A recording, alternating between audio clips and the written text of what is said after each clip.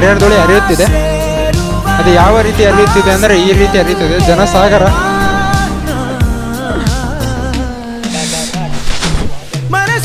ಯಾವ ರೀತಿ ಮಳೆ ಬರುತ್ತಿದೆ ಅಂದರೆ ಅದರಲ್ಲಿ ಜನ ಹರಿಹರದೊಳಿ ನೋಡೋಕ್ಕೋಸ್ಕರ ನಿಂತ್ಕೊಂಡಿದ್ದಾರೆ.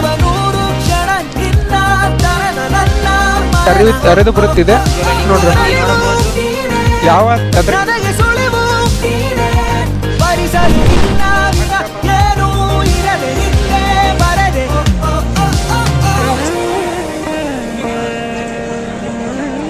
ಹರಿಹರದೊಳಿ ಮೇಲೆ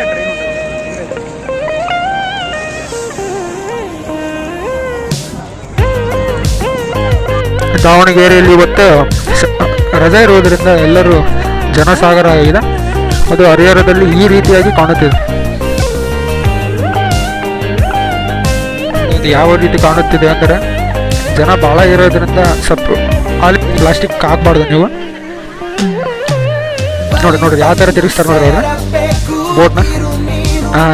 ಆ ಥರ ತಿರುಗಿಸ್ತಾರೆ. ತೆಪ್ಪನ ಆ ಥರ ತಿರುಗಿಸಿದ್ರೆ ಎಷ್ಟು ಚೆನ್ನಾಗಿದೆ ನೋಡ್ರಿ.